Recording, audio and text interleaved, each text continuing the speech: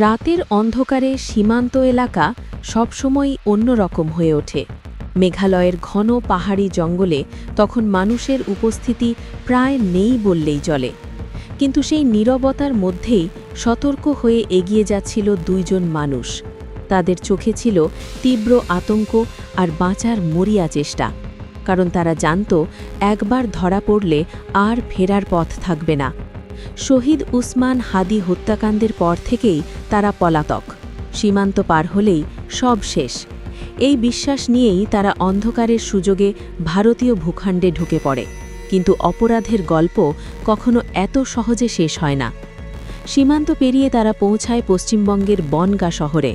সীমান্তবর্তী এই শহরটি দীর্ঘদিন ধরেই বহু পলাতক অপরাধীর আশ্রয়স্থল হিসাবে পরিচিত। এখানকার পরিবেশে মিশে যাওয়া সহজ, আর সেটাই কাজে লাগাতে চেয়েছিল ফয়সাল করিম মাসুদ। নিজের পরিচয় বদলে সে হয়ে ওঠে রাহুল। নতুন নাম, নতুন পরিচয় আর নতুন জীবন, সবকিছুই ছিল আইন শৃঙ্খলা বাহিনীর চোখ ফাঁকি দেওয়ার কৌশল। কিন্তু যারা অপরাধ করে পালিয়ে বেড়ায় তাদের মন কখনোই শান্ত থাকে না। প্রতিটি দিন কাটে ধরা পড়ার আতঙ্ক নিয়ে।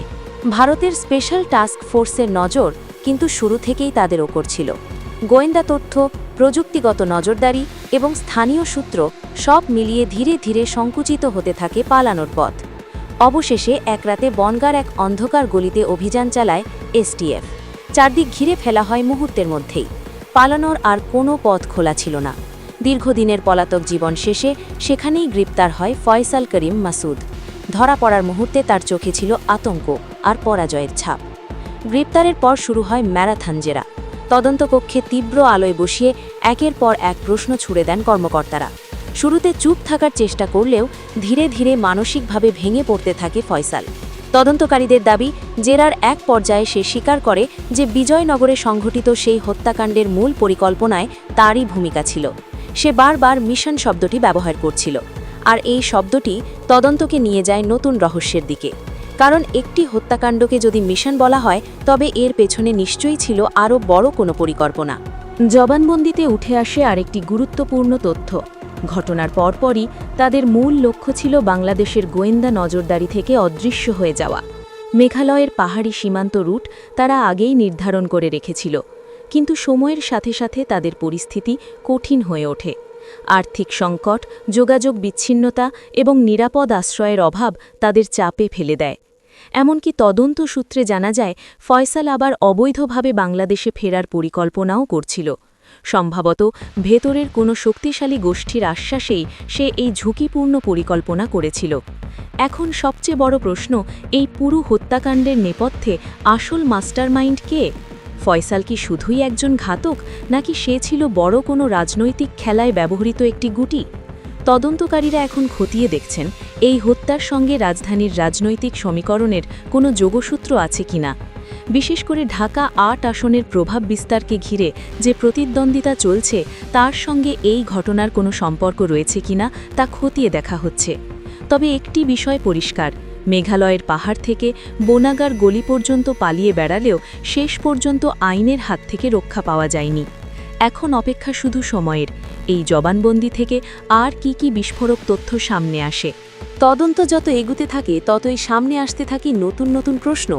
ফয়সালের জবানবন্দিতে এমন কিছু ইঙ্গিত পাওয়া গেছে যা গোয়েন্দাদের ভাবিয়ে তুলেছে। সে দাবি করেছে পুরো পরিকল্পনা অনেক আগে থেকেই সাজানো ছিল। লক্ষ্য ছিল নির্দিষ্ট একজন ব্যক্তিকে পথ থেকে সরিয়ে দেওয়া। এজন্য কয়েক মাস ধরে নজরদারি করা হয়েছিল তার চলাফেরা, অভ্যাস এবং নিরাপত্তা ব্যবস্থার ওপর। সবকিছু এত নিখুঁতভাবে পরিকল্পনা করা হয়েছিল যে প্রথম দিকে তদন্তকারীরাও বুঝতে পারেননি এর পেছনে কত বড় একটি নেটওয়ার্ক কাজ করছে। এই ঘটনার আরেকটি গুরুত্বপূর্ণ দিক হল অর্থের উৎস। তদন্তকারী কর্মকর্তারা এখন খুঁজে দেখছেন কোথা থেকে আসছিল এই অপারেশনের অর্থ। কারণ পালিয়ে থাকা অবস্থায় ভারতে টিকে থাকার জন্য তাদের প্রয়োজন ছিল নিরাপদ আশ্রয়, ভুয়া পরিচয় এবং নিয়মিত আর্থিক সহায়তা। এসব কিছুই সাধারণ কোনো পলাতক অপরাধীর পক্ষে সম্ভব নয়। তাই ধারণা করা হচ্ছে এর পেছনে ছিল প্রভাবশালী কোনো গোষ্ঠী, যারা দূর থেকে পুরো ঘটনাকে নিয়ন্ত্রণ করছিল।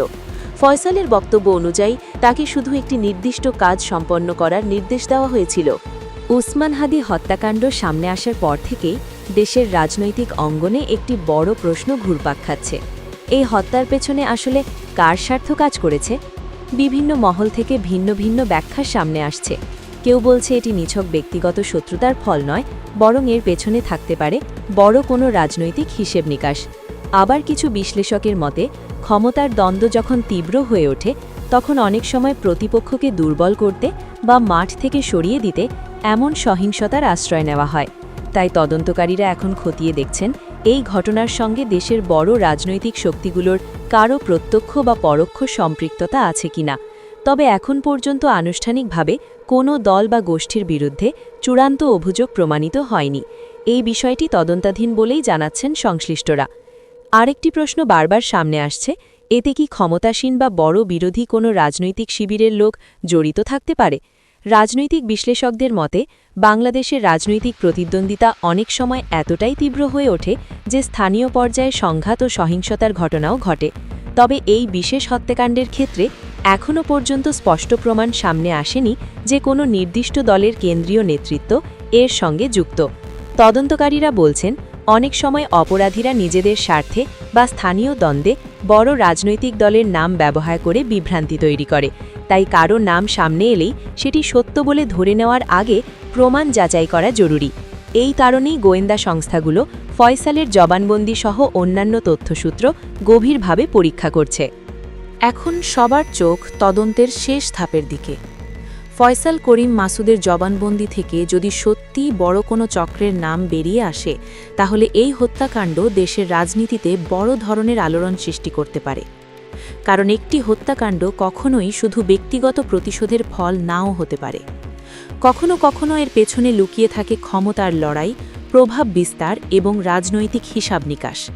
তাই এখন প্রশ্ন একটাই, ফয়সাল কি কেবল একজন ঘাতক, নাকি সে এমন এক খেলায় ব্যবহৃত হয়েছে যার আসল খেলোয়াড়রা এখনও পর্দার আড়ালেই রয়ে গেছে? সেই উত্তর জানার জন্যই অপেক্ষা করছে পুরো দেশ। তদন্তের আরেকটি সম্ভাব্য দিক হল, এ ঘটনার পেছনে কি অন্য কোনো শক্তি কাজ করেছে? কিছু পর্যবেক্ষক মনে করেন কখনো কখনো সহিংস ঘটনার মাধ্যমে রাজনৈতিক পরিবেশ অস্থির করার চেষ্টা করা হয়, যাতে বিভিন্ন পক্ষের মধ্যে অবিশ্বাস ও উত্তেজনা বাড়ে। এমন পরিস্থিতিতে গুজব বা অর্ধসত্য তথ্য খুব দ্রুত ছড়িয়ে পড়ে এবং জনমনে বিভ্রান্তি তৈরি করে। তাই বিশেষজ্ঞরা সতর্ক করছেন, চূড়ান্ত তদন্ত শেষ না হওয়া পর্যন্ত কোনো নির্দিষ্ট দল বা গোষ্ঠীকে দায়ী করা ঠিক হবে না, বরং সব পক্ষের বক্তব্য ও প্রমাণ খতিয়ে দেখে সত্য বের করা জরুরি। শেষ পর্যন্ত যদি তদন্তে কারো সম্পৃক্ততা প্রমাণিত হয়, তখনই আইনের কাঠগড়ায় দাঁড়াতে হবে তাদের, যে পক্ষই হোক না কেন।